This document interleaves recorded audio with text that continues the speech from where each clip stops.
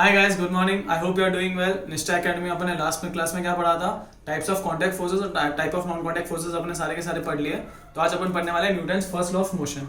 तो before coming to this I just wanted to know, थोड़ा सा बेसिक ऑब्जर्वेशन अपना देख लेते हैं। अपने देखा होगा आजू बाजू, जैसे अपन मान लो क्रिकेट खेल रहे हैं, तो क्रिकेट खेलते जैसे अपने मारा तो बॉल क्या होती है, एक फोर्स लगता है, बैट एक फोर्स लगा जाता है बॉल पे, तो बॉल क्या करती है, कुछ डिस्टेंस में जाके एक बार रुक जाती है। अपन ने देखा होगा, राइट। मेरे सेकंड केस में अपन मान लो कि अपन साइकिलिंग कर रहे हैं, तो साइकिलिंग कर रहे तब क्या होता है, अपन पेडल पे फोर्स देते हैं तो जो साइकिल रेस्ट पे होती है वो मोशन में आना चालू हो जाती है। और over a period of time अगर अपन ने छोड़ दिया, पेडल लगाना छोड़ दिया, वैसे ही है, तो धीरे धीरे धीरे धीरे धीरे स्पीड उसकी कम होती है, एक जगह पे जाके स्टॉप हो जाती है। करेक्ट। तो ये अपने बेसिक फंडामेंटल्स अपन ऑलरेडी ऑब्जर्व करते हैं आजू बाजू में। तो ये बेसिक फंडामेंटल्स है जो भी साइंटिस्ट थे पहले के, उन्होंने क्या देखा कि एक फोर्स रिक्वायर्ड होता है कोई भी बॉडी को चेंज करने में। क्या चेंज करने में? उसका मोशन चेंज करने में। लेट्स से फॉर एग्जांपल वो रेस्ट पे, ये देखो यहाँ पे एक रेस्ट में, इसको अगर मैं फोर्स दूंगा तो इसका बॉडी का मोशन क्या होगा, चेंज हो गया। क्या था, पहले रेस्ट पे था, अभी मोशन में आ गया।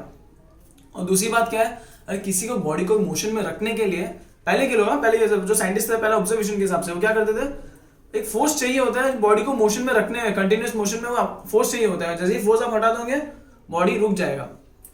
तो पहले के साइंटिस्ट क्या सोचते थे कि भाई एक फोर्स चाहिए होता है बॉडी को चेंज करने में, स्टेट ऑफ मोशन उसका चेंज करने में एक फोर्स चाहिए होता है। और दूसरा, उस बॉडी को यूनिफॉर्म स्पीड में रखने में या यूनिफॉर्म मोशन रखने में फोर्स का उसका कंटिन्यूस लगाना जरूरी है, मतलब फोर्स का होना कंटिन्यूसली जरूरी है। ये बात पहले के साइंटिस्ट कहते थे। लेकिन गैलीलियो ने उसको क्या किया, नाकार कर दिया। उसने नहीं यार, this is not the case. उसके एक्सपेरिमेंट के थ्रू उसने क्या बोला कि फोर्स एक बार अपने लगा दिया, जब बॉडी का मोशन चेंज हो गया तो उसके बाद में कंटिन्यूस फोर्स की रिक्वायरमेंट नहीं है बॉडी को मोशन में रखने के लिए। उसने एक्सपेरिमेंट परफॉर्म किया। उसका एक्सपेरिमेंट समझने के लिए मैं आपको एक एग्जांपल दे देता हूँ। क्या एग्जांपल होगा?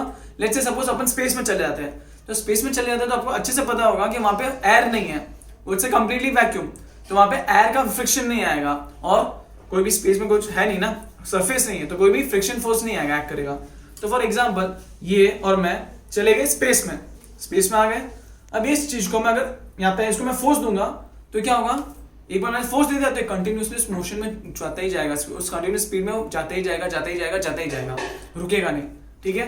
मैं स्पेस में गया, उसको एक जगह पे रख लिया, इस जगह पे रख लिया तो उस जगह पे कांस्टेंट ही रहेगा, हिलेगा भी नहीं।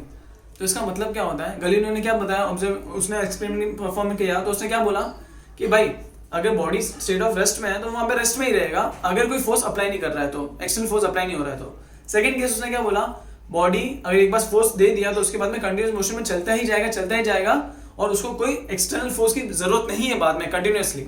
ये चीज समझ में आ गई। तो इसी के हिसाब से उसने वो दो चीज ने कंक्लूड करी, if a body is at rest it remains at rest unless a force is applied on it. और रेस्ट में तो रेस्ट में रहेगा, अगर फोर्स अप्लाई नहीं हुआ तो वो हिलेगा ही नहीं। जैसे फॉर एग्जांपल यहाँ पे रेस्ट में रहेगा, अगर मैं फोर्स अप्लाई नहीं किया तो हिलेगा नहीं, अगर मैं फोर्स अप्लाई किया अभी हिला। सेकंड केस क्या बोलता है, if a body is moving it will continue to move with a same speed in the same direction unless a force is applied on it. अगर मैंने फोर्स इस डायरेक्शन में किया तो ये भी इस डायरेक्शन में मूव करेगा। अगर मैंने फोर्स इस डायरेक्शन में अप्लाई किया तो इसी डायरेक्शन में मूव करेगा, प्रोवाइडेड फ्रिक्शन फोर्स नहीं हो तो। ये कंडीशन कब है, फ्रिक्शन फोर्स नहीं हो तो। ठीक है, ये बात समझ में आ गई। अब न्यूटन भाई साहब ने क्या किया, इन्हीं ऑब्जर्वेशन को देखा, समझा और एक लॉ बना दिया।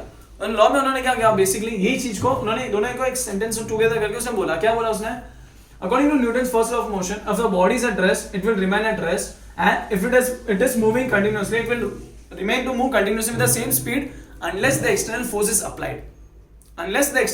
अप्लाइड। समझ में आ गई बात। तो न्यूटन ने भी क्या किया, जो भी ऑब्जर्वेशन थे उनको देखा, उनको समझा और एक लॉ बना दिया उनके एक्सपेरिमेंट के थ्रू। तो ये बात समझ में आ गई, बॉडी अगर रेस्ट में होगी तो रेस्ट में ही होगी, हिलेगी नहीं, जब तक कोई बाहर से मेरे को धक्का नहीं देगा, कोई फोर्स अप्लाई नहीं करेगा। अब बॉडी अगर मोशन में होगी तो सेम स्पीड में चलती ही जाएगी। अगर कोई भी फ्रिक्शन फोर्स, कौन सा, देखो अगर रियल लाइफ में हम देखोगे ना तो दो फ्रिक्शन एक्ट करता है। एक तो हो गया जो सरफेस का अपन चल रहे हैं, फॉर एग्जाम्पल अपन चल रहे तो ये जो ग्राउंड का फोर्स है अपना, जो इसका फोर्स एक्ट करता है, फ्रिक्शन फोर्स एक्ट करता है, जो अपोज करता है अपनी स्पीड को। ठीक है। दूसरा फोर्स कौन सा होता है, एयर फोर्स। एयर का एक रेजिस्टेंस होता है, बहुत मिनिमम होता है, वो भी करता है। अगर दो फोर्स नहीं होंगे तो बॉडी एकदम कंटिन्यूसली स्पीड में चलता ही जाएगा, अगर बाहर से कोई भी ऑल्ट्रेशन नहीं हुआ फोर्स का। तो समझ में आ गई बात। तो इसी के साथ न्यूटन्स फर्स्ट लॉ गया अपना खत्म। कूल।